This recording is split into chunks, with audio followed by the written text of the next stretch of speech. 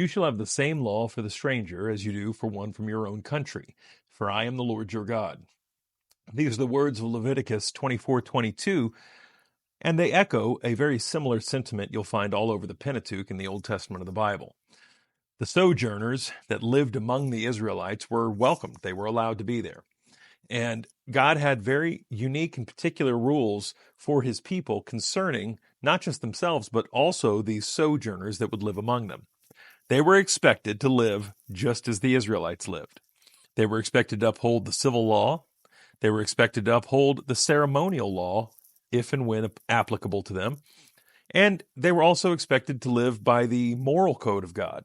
We see this in Numbers 15 and some other places as well. Leviticus 18, of course, as well. That the sojourner was expected to assimilate into the culture of the Israelite, not the other way around. The Israelites weren't to dumb down or go to the lowest common denominator of their own culture to facilitate or accommodate to these sojourners or the foreigner. But the foreigner and the sojourner was to live up to the standards of the Israelites. How does that apply to us today with the migrant crisis going on at our own southern border? All of that and more coming up in today's Civically Minded podcast.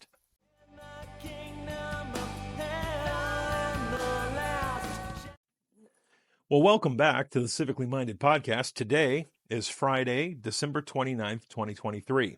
But what I want to talk about today is of vital importance really to where we are right now as a nation, but it also has broader implications biblically and scripturally.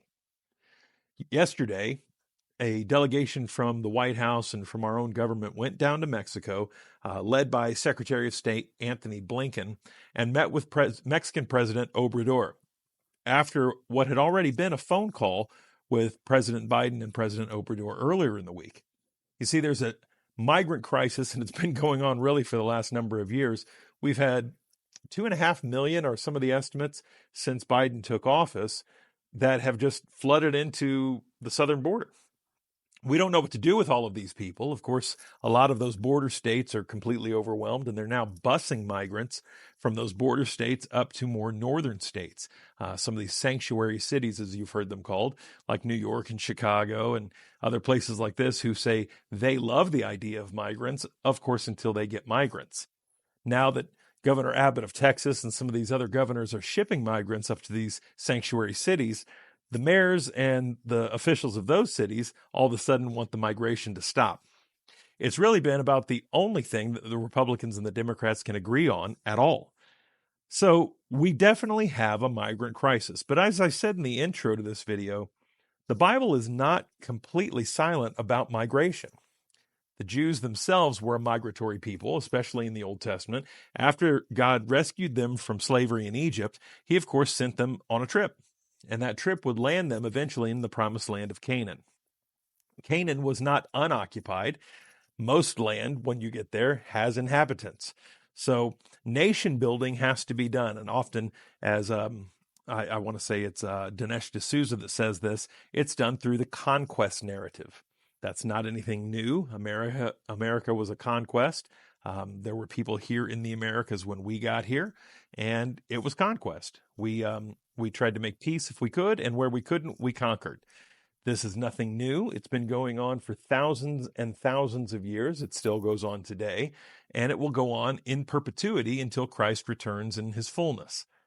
So conquest is what happened in the land of Canaan. God, of course, not only sanctioned it, but he was with the Israelite people to push out the pagan Canaanites in what we now call, of course, modern-day Palestine, modern-day Israel. I've got some brief shorts on that whole conflict also on my channel if you're interested. The term Palestine actually didn't even come around until late in the Roman era. That was not even a term that was ever used until the Romans renamed Judea Palestine. So again, I talk about that in one of my shorts if you're more interested in some of the facts there. But migration happens to be a real problem here in the United States. No country, no matter how large and no matter how replete with resources, can take an endless stream of migrants and just assimilate them in with no problem. What ends up happening is what's happening here in the United States. There's no assimilation happening whatsoever. We have a melting pot of cultures, which America has always been a melting pot. You've heard that most certainly over your life. But the difference between when, say, your grandparents or my grandparents were children, and even in the late 1800s and the early 1900s of this country, where people were most assuredly coming over from Europe and other places like that as well, they were indeed assimilating into our greater cultural system. They wanted to be Americans. They were coming here for a better life, all the reasons that truly I believe most of these Latin Americans are coming as well. I don't think it's political refugees. I don't think it's asylum. I think that's a very convenient thing that we say, but most of these nations are not in great turmoil. What they are is poor, and there's very little opportunity and very little money. So they're coming to America for a better life. As a parent myself, I can't blame a parent for wanting to give a better life to their children or even to themselves and their spouse. I understand that completely. But any nation must have not only secure and safe borders, or you have no nation, but it also has to have a way to deal with immigration. Of course, preferably legal immigration that's happening the way that the government has intended it for it to happen. But we also have to have things in place to deal with illegal immigration. I know that's become a very dirty word as of late, and no one likes to talk about the fact that these immigrants who are coming illegally have really broke the law on their very first attempt of entering our country. So how good of a relationship can you possibly have when the first thing you did was break our law? It's kind of like when someone meets a man or a woman who's already married, and they start dating this married person. Of course, they break up that marriage, ending it in divorce, and then think they're going to have a, viable and productive relationship with this person who cheated on their spouse to be with you. I'm not going to say it never happens. The likelihood is just very slim. If they cheated on their spouse to be with you, the likelihood is that they wouldn't find it that hard to cheat on you to be with someone else. Once they've broken one law and found themselves easy to do so, it becomes even easier to do it again and again. That's just the nature of sin. I've seen it in my own life, as have we all. But God isn't silent on what needs to happen and needs to take place with the sojourner or the foreigner. And as we see in the Old Testament, especially in the books of Moses called the Pentateuch, we see that God expects full assimilation into that greater body, which was at the time, of course, the Israelites. We see in Exodus 20, and I'm going to read a few verses here. Exodus 20, verses 9 and 10, this is, of course, the Ten Commandments. It says, 6 days you shall labor and do all your work. But the seventh day is the Sabbath of the Lord your God. In it you shall do no work, no you, nor your son, nor your daughter, nor your male servant, nor your female servant, nor your cattle, nor your stranger who is with you in your gates. Even the stranger, even the sojourner, was expected to keep Sabbath law. We see this again in Leviticus 24:22 when it says, you shall have the same law for the stranger and for the one from your own country, for I am the Lord your God. That's the verse I quoted back in the intro. Leviticus 18, which is really a chapter all about sexual sin and immorality in the sexual aspect of sin, says in Leviticus 18:26, you shall therefore keep my statutes and my judgments, and you shall not commit any of these abominations, either any of your own nation or any stranger who dwells among you. And of course, Numbers chapter 15 talks about ceremonial law. It talks about keeping covenant and keeping faith in the Passover and even sacrificial law. And it says that if the sojourner wishes to worship the Lord your God, then they must do so in the same fashion that the Israelites do it. They can't just make up new worship standards. That these are the things that have been agreed upon as the nation state of Israel. We, as the nation state of the United States of America, also have laws and rules. One of those laws really says you can't just cross the border any old time you want and try to make a new life for yourself, because we need to know you're here. How can we assimilate you into our culture, into the greater community of America, if we don't even know you're here? If you watch the news, and I watch a lot of it, of course, then you hear terms like getaways or gotaways and things like, we don't really know who's here because we're not catching very many of the people crossing the southern border. So we don't know if they're here for the right reasons or they're here for the wrong reasons. If you're old enough to remember 9/11, those people that perpetrated 9/11, the terrorists that flew the planes into the World Trade Center, and of course the other targets, and thank God the plane that went down in the field there in Pennsylvania, they were all here legally. They had been welcomed in supposedly.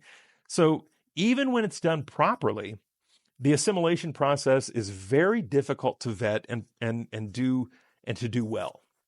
I've said often on this channel that I'm a ruling elder in a PCA church. That means I'm part of the session, part of the leadership. I'm also on staff as the assistant to the pastor of a church. What that means practically for our church family is kind of a microcosm of what I'm talking about. Of course, we have three basic units of people at any given church. We have members, full-blown members who have went through the entire membership class. They went through the full process to become members of our church. This would be like being a citizen of your nation. Then we have what are called attendees. Attendees have been coming for a while. They've made themselves part of our greater family, but they've not joined the church yet. And I can tell you, as someone who is on leadership at this church, that we kind of do put a little bit of a pressure campaign on folks like that to eventually join. And if not, we start asking some real robust questions about what's keeping you from joining. Why wouldn't you join our fellowship? You've now been attending here for, 6 months or 12 months or 18 months or however long it's been. And we start putting a little pressure where needed to say, you seemingly like it here. You like all the advantages of being in this body, in this fellowship. We'd like you to belly up to the bar, proverbially speaking, and become a full-throated member of this church so that you can really have all the benefits of membership, of again, to put it in the national terminology, of citizenship. And then the third group is just visitors, just your one-offs. They're here visiting family, or they're just traveling through, and because they're Christians and it's a Sunday, they're in the Lord's house and they're on vacation or whatever. And they're just visitors to your congregation for that day. You may never see them again. They're just passing through. Let's take the Lord's table as an example. So when we do what theologically is known as fencing the table, that's that time whenever you've been at a faithful church, whatever denomination it may be, but certainly in the PCA, we practice this at a faithful church on any Sunday where there is communion and they're taking the Lord's table. The pastor's going to get up and do what we call fencing the table. He's going to say, if he's a good pastor, welcome, we're glad you're here. If you're a member of this church and you're in good standing with the Lord, and we read the institution out of 1 Corinthians, of course, which says you're to examine yourself and to really search your heart and make sure there's nothing between you and the Lord, or even you or a fellow brother or sister in Christ before you come to table. We're going to say, please come to table. But we're also going to say to both the visitor and the attendee that's not really full-throated members, you're also welcome, because this is not the table of sheer church. It's also not the table of the PCA. It's the Lord's table. And as it is his table, he gets to set the rules for his table. And his rules say, if you are a covenant family member within the covenant people of God, and you're assembling on the Lord's day among the Lord's people, you're welcome to take table. Of course, that's how we fence the table. So if you're lost, if you don't have a relationship with Jesus Christ, the expectation is you're not coming to table. But if you're a visitor, an attendee, or a member of my church, you're welcome to come to table, because that is a benefit of being a family member. There are other benefits, however, of just being a church member that you may not be liable to. We just had one of our annual church meetings, where we vote on a couple of things, our pastor's call and some things like that. And if you're not a member of our church, if you're either a visitor or an attendee, you're asked to kind of step out of the room, because this is now family business. This is only for the citizens of this nation, or, the members of our church.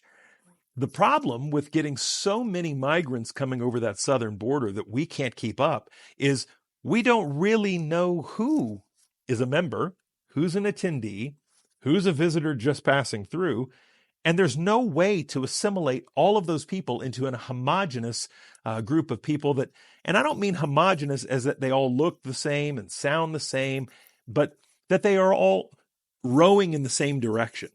That when I was a boy coming up, and I'm 45 years old, people celebrated holidays very similarly. because we had a cultural purview that was understood. The 4th of July was almost as big of a holiday when I was a boy as was Christmas. Christmas, even now at my age, is nowhere near the size or celebrated to the degree that it used to be. And now we, of course, blush or say Merry Christmas under our breath because we don't want to offend the wrong people, because now there's all these, quote, holiday traditions that don't celebrate Christ. But you're in a Christian nation. Again, if you disagree with me there, let's talk offline. I'd love to educate you on how robust and indeed this is a Christian nation, was founded by Christians, and as recently as the late 1800s, there was a Supreme Court case agreeing we were a Christian nation. So it has just been in the last few decades that we have kind of distanced ourselves from that moniker.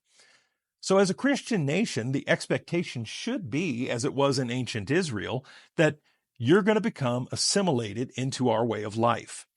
We are God worshipers. We worship the one true and living God, and we expect you to do the same. And if you're not going to do it wholeheartedly, I should say, then the expectation is that you stay quiet, you don't make a big fuss, and you just let the rest of us God-fearing people live in the nation that we created as a God-fearing nation.